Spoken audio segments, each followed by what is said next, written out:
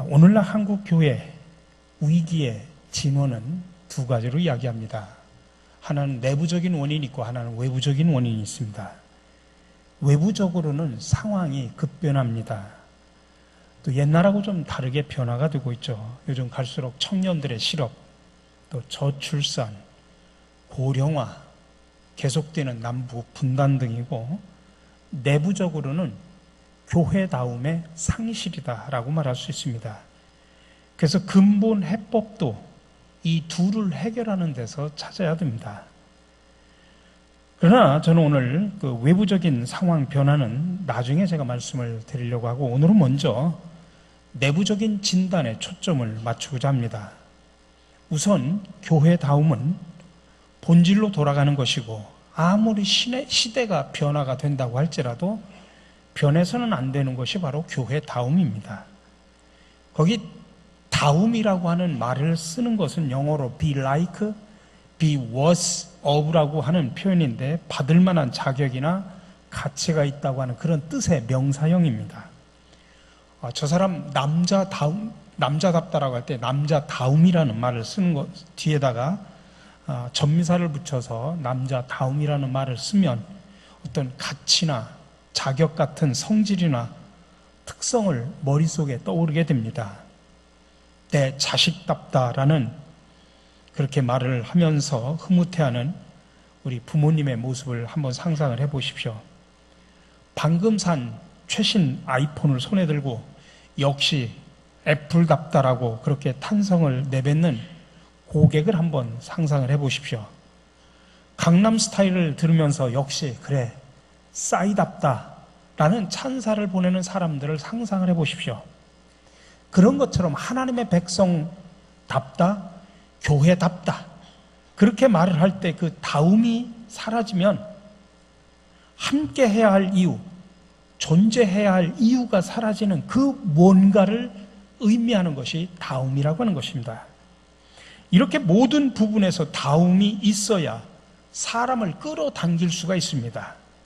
교회도 다움이 있어야 세상에서 하나님의 맛과 색깔을 드러낼 수가 있습니다. 그러므로 다움은 매력의 핵심이자 절대 생존의 힘입니다. 그런데 다움은 업의 본질을 깨닫는 데서부터 시작이 됩니다. 사업에도 업의 본질을 깨달아야 성공을 할 수가 있습니다. 직장 생활을 해보면 대부분 두 부류의 사람이 있다고 합니다. 한 부류는 시키는 일을 열심히 하는 사람입니다. 또 다른 부류는 지금 자신이 왜 일하고 있는지, 이 일을 통해서 진정으로 얻고 이루어야 할 것이 무엇인지, 만들어야 할 가치가 무엇인지를 알고 사명감 있게 일하는 사람입니다. 근데 안타깝게도 이런 사람들은 적습니다. 그러니까 주어진 일을 열심히 하는 것과 잘하는 것하고는 다르다는 이야기입니다. 일을 잘한다고 하는 것은 시키는 대로 잘하는 것이 아니라 업의 본질을 알고 일을 하는 것을 의미합니다. 업의 본질이라고 하는 것은 그 업이 존재하게 하는 기본입니다. 그 업이 존재하는 핵심 가치를 말하는 것입니다. 자, 그렇다면 교회의 본질은 무엇일까? 요즘 한국 교회가 사회로부터 지탄을 받고 욕을 먹고 하는 모든 이유는 본질을 잃어버렸기 때문입니다.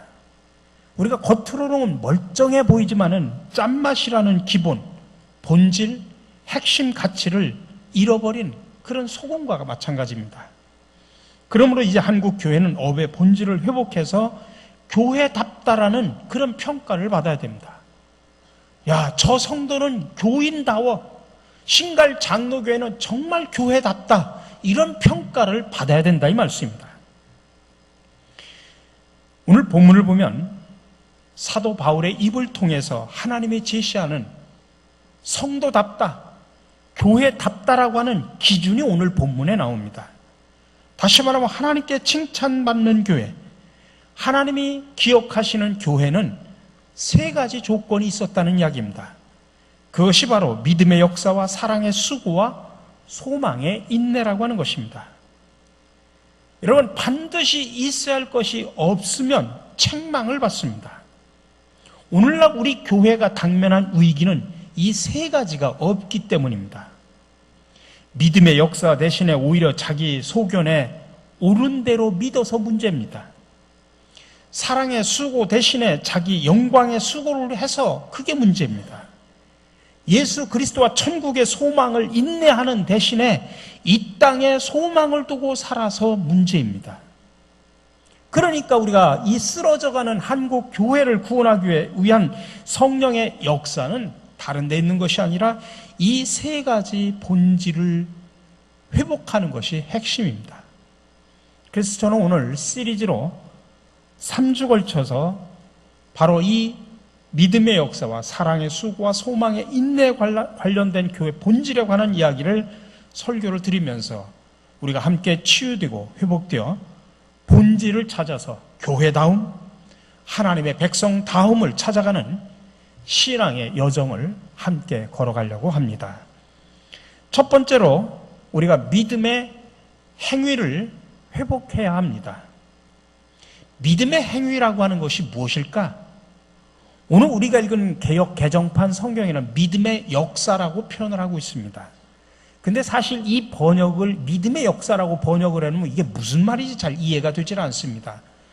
그래서 새번역 성경에는 믿음의 행위라고 번역을 하고 공동 번역은 믿음의 활동, 현대인의 성경은 믿음으로 행한 일 그렇게 번역을 하고 있습니다.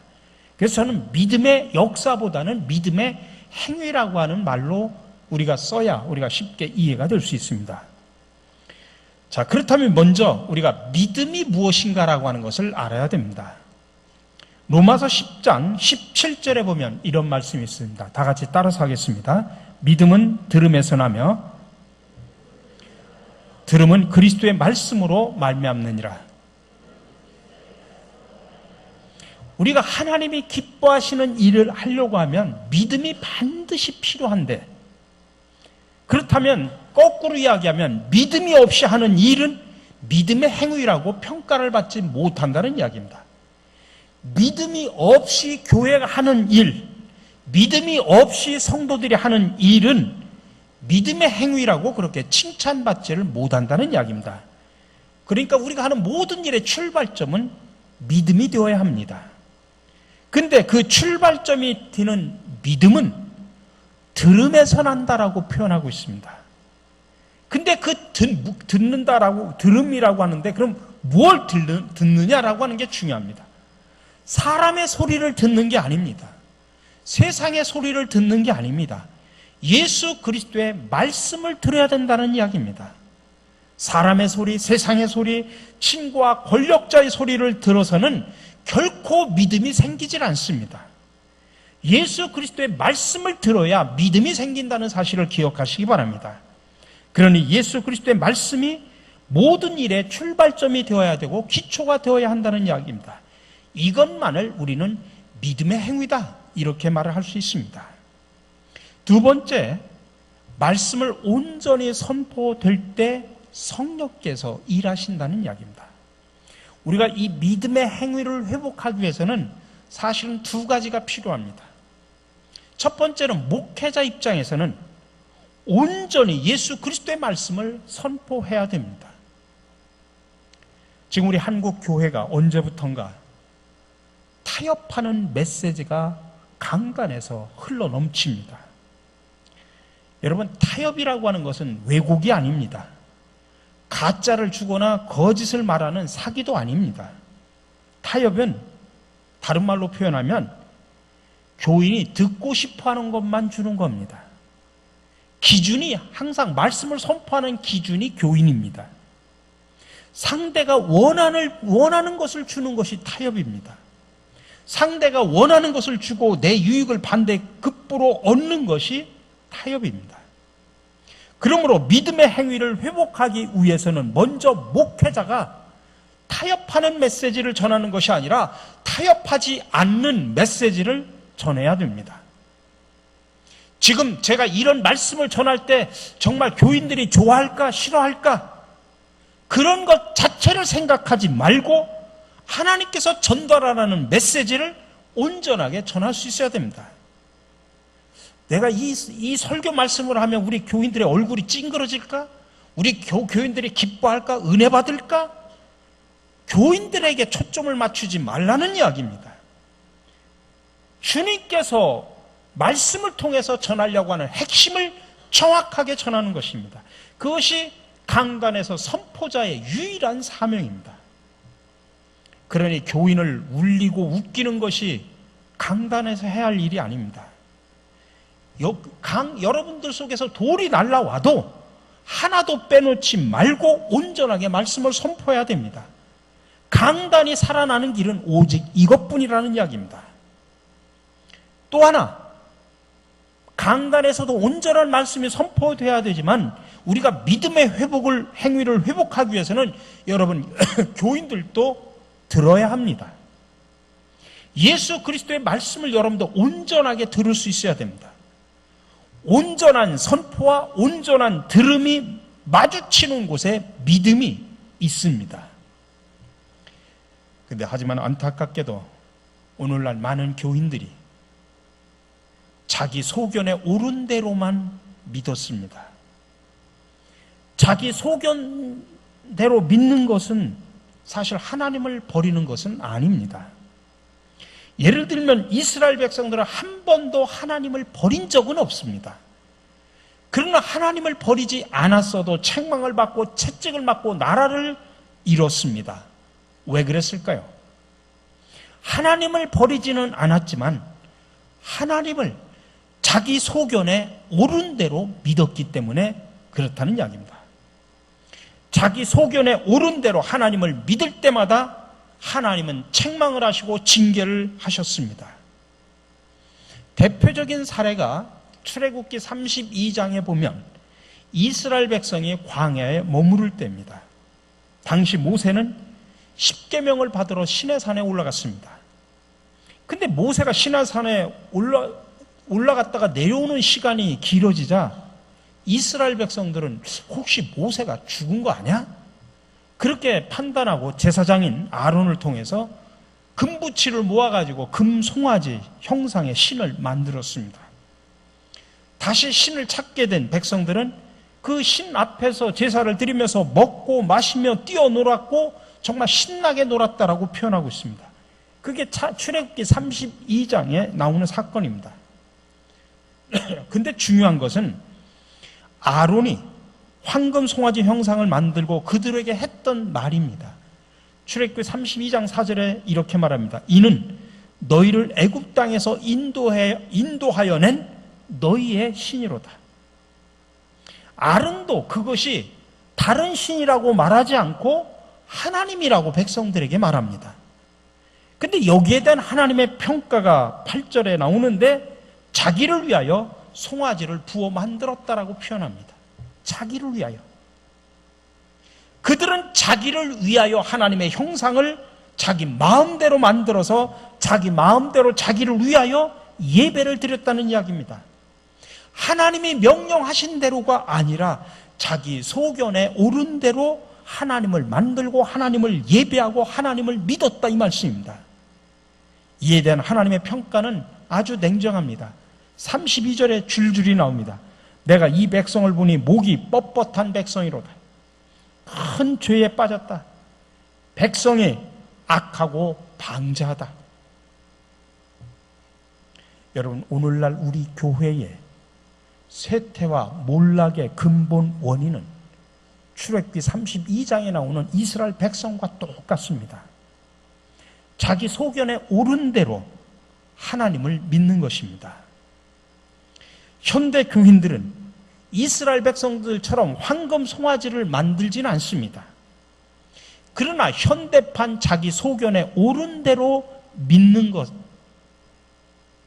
예를 들면 이런 겁니다.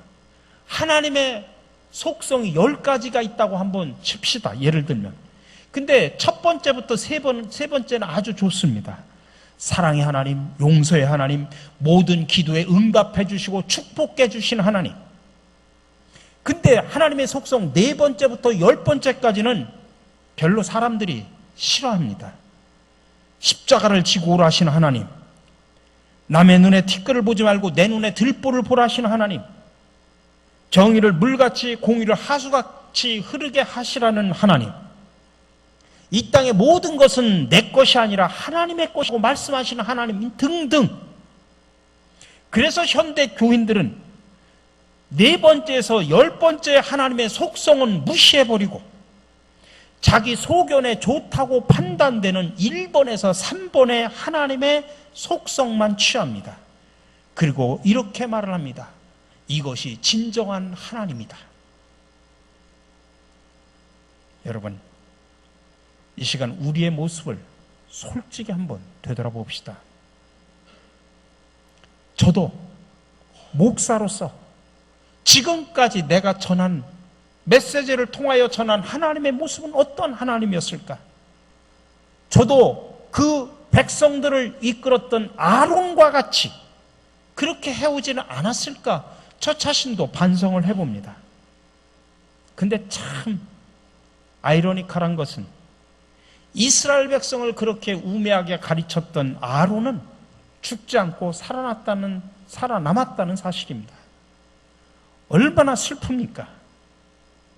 이 땅에 이런 거짓을 선포하는 수많은 목회자들이 떵떵거리고 살아가는 이 시대와 그 시대가 뭐가 다릅니까? 그렇다면 여러분들은 어떻습니까? 여러분 마음속에 있는 하나님은 어떤 하나님입니까? 여러분의 소견에 좋은 대로 조립한 하나님은 아니었습니까? 아니면 성경이 가르쳐준 온전한 하나님을 모시고 계십니까?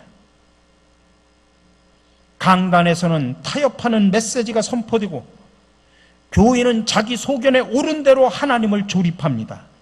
이 두 가지 죄악이 만나는 지점에서 한국 교회는 몰락하기 시작해 왔다는 사실입니다.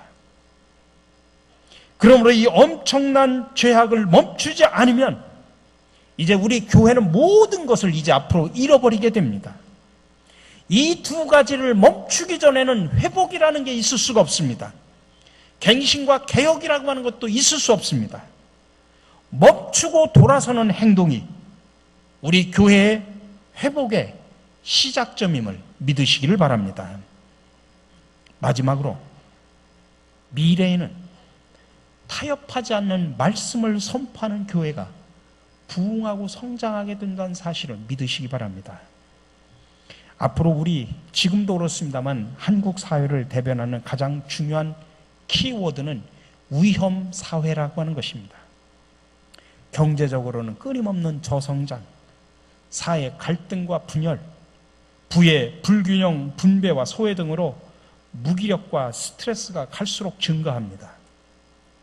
여러분, 이 풍요의 시대와 성장의 시대에는 신을 필요로 하지 않는 시대입니다. 왜요? 신이 없어도 내가 가진 돈, 나의 네트워크, 권력, 명예, 힘, 사람을 가지고 얼마든지 내가 문제가 있어도 내 문제들을 해결할 수 있다고 자만합니다. 그러나 그런 의지했던 힘들이 무너지고 갈수록 물질의 어려움을 느끼고 자신의 능력에 한계가 있다고 깨닫게 되고 내가 아무리 노력해도 소득이 늘지 않는 등 이런 위험사회가 되면 사람들은 절대자를 찾게 됩니다. 그래서 앞으로 우리 사회는 겉으로는 위험사회인데 안으로는 신을 갈구하는 절대자를 갈구하는 영성사회로 전환될 것이라고 많은 미래학자들이 이야기합니다. 그래서 오히려 종교 부흥기가 올 것이다라고 이야기를 합니다. 이 두 가지 모순이 우리 마음에 공존하게 됩니다. 물론 이 종교의 부흥이 곧 기독교의 부흥으로 이어지는 것은 아닙니다. 그런데 이런 모순의 시대의 사람들은 두 가지 형태의 교회를 찾는다는 사실을 기억하셔야 됩니다.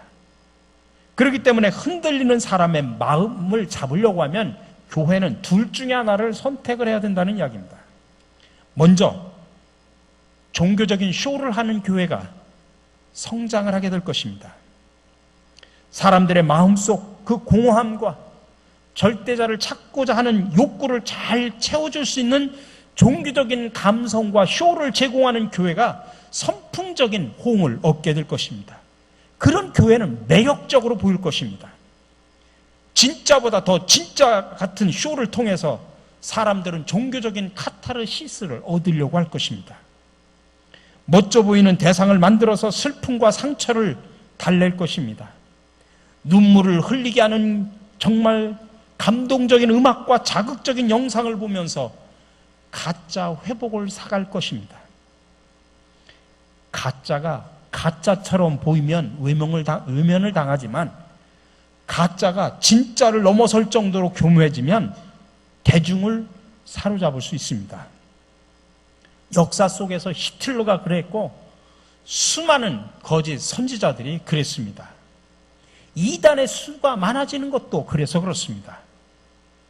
근데 이런 풍조가 불일 듯 일어나는 만큼 역흐름도 발생을 합니다. 가짜가 판치고 쇼가 난무할수록 많은 사람들의 머릿속에 진짜가 뭐냐는 질문을 하기 시작을 합니다. 그래서 진짜 제품을 찾듯이 진짜 교회를 찾게 됩니다. 스타일도 투박하고 목사님의 얼굴도 그리 잘생긴 것도 아니고 설교도 그렇게 세련되지 않지만 그 교회 강단에서 선포되는 말씀을 들으면 진짜 교회 같다고 느껴집니다. 여러분, 이런 변화는 이미 시작되었습니다. 여러분, 세상이 변화되는 것을 포착을 가장 빠르게 하는 조직이 바로 기업입니다. 기업들은 한국 사회에 이런 상황이 이미 시작되었다고 하는 것을 잘 알고 있습니다. 그래서 속이려면 제대로 속이든지 판타지를 확 주든지 아니면 군사를 쫙 빼고 진짜로 진검승부를 하게 되는 것입니다. 그러나 교회만 아직 이런 변화가 시작됐다고 하는 것을 통찰하고 있지 못합니다. 요즘 미국에서도 타협하지 않고 예수 그리스도의 말씀만을 온전하게 전하는 교회, 죄를 드러내고 회개를 선포하는 교회, 하나님 앞에 무릎을 꿇으라고 선언하는 그런 교회들이 오히려 갈수록 이제는 더 성장을 한다고 합니다. 그동안에는 막 종교적인 쇼를 했던 교회가 어마어마하게 성장을 했는데 이제는 그 교회들이 지금 하나씩 다 무너져 갑니다. 근데 오히려 회개를 선포하고 하나님 앞에 나와 당신들의 잘못을 뉘우치고 무릎을 꿇으라고 선포하는 그 교회들이 조금씩 성장한다고 합니다. 그리고 그런 교회 중에 몇몇 교회는 강대상 앞에 이상한 구조물을 하나 놓는다고 합니다. 그게 뭐냐면 방탄유리랍니다. 진짜를 전하니까 일어나는 현상이라는 이야기입니다. 대부분은 진짜 복음을 만나면 대부분의 사람들이 거리낍니다. 그래서 사람들이 회개를 하고 은혜를 받지만 또 어떤 사람들은 화를 냅니다. 인상을 찌푸리며 싫어합니다. 심지어는 일어나서 총을 쏴버립니다. 여러분, 근데 이런 교회가 진짜 교회다 이 말씀입니다. 그러면서 교회가 주는 힐링보다도 교회는 힐링을 주려고 해서는 안 됩니다. 마음에 찔림이 먼저입니다. 웃는 것보다도 회개가 먼저라는 이야기입니다. 여러분, 힐링에도 두 가지가 있습니다. 여러분, 사람이 살다 보면 적당히 어렵고 적당히 힘들면 그래, 너는 할 수 있어. 넌 괜찮아. 실패도 다시 할 수 있어. 그렇게 지지하고 격려해주면 힐링이 됩니다. 그러나 정말 절체절명의 위기에 한번 놓여보십시오. 그런 사람에게 넌 할 수 있어라는 그런 말로는 절대로 위로가 되질 않습니다. 완전히 파산 직전까지 가고 완전히 파산을 당해보십시오. 긍정의 힘이 귀에 들리질 않습니다. 진짜 바닥에 떨어지면 사람들은 이런 방법으로 위로와 구원을 받는답니다. 그래? 넌 틀렸어. 넌 끝장났어. 너의 능력으로는 절대로 안 돼. 너는 죄인이야. 완전히 밑바닥으로 가면 오히려 이런 말들이 위로가 된다는 이야기입니다. 한국 교회가 착각하는 것이 한 가지가 있습니다. 긍정의 힘, 지지, 감정이입, 위로. 여러분, 이런 것들은 지금 교회보다는 세상이 더 잘합니다. 세상에는 우리보다도 이런 말을 더 잘하고 세련되게 잘 들어주는 상당 전문가들이 흘러 넘칩니다. 근데 사람들은 그런 상담을 받으러 교회 오는 것이 아니다 이 말씀입니다. 사람들이 교회에서 듣고 싶은 말은 이것입니다. 당신은 죄인이다. 회개하라. 천국이 가까웠다. 당신은 죄인입니다. 회개해야 됩니다. 이런 말을 듣고 싶어서 교회에 찾아옵니다. 자, 그러면 우리가 어떻게 해야 구원을 받습니까? 아니, 내가 어떻게 해야 위로를 받고 어떻게 해야 힐링을 받습니까? 그런 이야기가 아닙니다. 내가 어떻게 해야 구원을 얻을 수 있는지 알고 싶어서 찾아오는 것이 바로 교회라고 하는 것입니다. 근데 그런 마음을 가지고 오는 사람들에게 교회는 그런 질문을 대답을 해주지 않고 그런 질문에 대해서 그냥 위로해주고 지지해주고 돈 벌게 해주고 성장하게 해주고 축복받게 해주고 그게 교회냐? 사람이 어딘가를 찾아갈 때는 목적을 가지고 찾아갑니다. 교회도 마찬가지입니다. 하나님 앞에, 예수 그리스도 앞에 나를 드러내 보이고 싶어서 찾아온다 이 말씀입니다. 내가 예수님처럼 살 수 있어서 오는 것이 아닙니다. 예수님처럼 살 수 없는 사람들이 찾아옵니다. 예수님의 말씀을 다 지킬 수 있다는 자신감이 있어서 오는 게 아닙니다. 감히 범접할 수 없는 예수님의 말씀 앞에 나를 무릎 꿇기 위해서 오는 것입니다. 이것이 사람들이 타협이 없는 복음을 좋아하는 이유 중에 하나입니다. 타협하는 메시지는 자기 소견에 옳은 대로 하는 믿음의 행위를 양산하지만 타협 없는 메시지는 영혼에서 나오는 진정한 회개를 불러옵니다. 타협 없는 메시지는 무한한 영광의 빛이 되시는 하나님을 선포하는 것이기 때문에 그 빛 앞에서 자신의 모든 더러움을 드러내줍니다. 거기에서 변명하지 않고 무릎 꿇고 마음을 찢으며 회개하게 해줍니다. 죽는 순간까지 하나님의 은혜 앞에 자신을 무릎 꿇게 합니다. 그리고 첫사랑을 회복하게 해줍니다. 죄가 깊으면 깊을수록 은혜가 깊다라는 말씀이 무슨 뜻인지를 깨닫게 해줍니다. 어설픈 감정을 터치해주는 설교에 우는 것이 아니라 말씀의 도전과 진단 앞에 진정한 눈물을 흘리게 합니다. 그래서 예수 그리스도의 보혈의 은혜 앞에서 감사의 눈물을 흘리게 할 수밖에 없는 것입니다. 여러분, 이것이 진정한 교인의 모습입니다. 그러므로 이제 우리도 선택을 해야 됩니다. 쇼를 하려면 확실하게 해서 확실하게 가짜가 되든지 아니면 타협 없는 복음을 선포해서 진짜 교회가 되어야 합니다.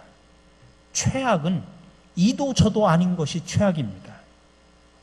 우리 사랑하는 성도 여러분, 부디 바라기는 이제 2016년부터 시작되는 우리 교회는 타협 없는 복음이 선포가 되고 그 말씀 앞에 우리의 묵은 땅을 갈아엎고 마음을 찢으며 회개하는 놀라운 믿음의 행위가 일어나서 우리 교회가 회복되고 모든 성도들이 회복되는 그런 사건이 일어나는 한 해가 되기를 주님의 이름으로 간절히 축원합니다. 말씀으로 우리를 새롭게 하시는 주님, 오늘날 교회다움을 잃어버려 사회로부터 비난과 웃음거리의 대상이 된 우리와 교회가 이제부터는 말씀을 제대로 듣고 믿음의 행위를 회복하여 하나님으로부터 칭찬받는 교회, 하나님이 기억하시는 교회와 성도들로 거듭나게 하여 주옵소서. 온전한 믿음의 행위가 회복되어 세상에서 하나님의 맛과 빛깔이 되라고 명하시는 예수 그리스도의 이름으로 기도드립니다. 아멘.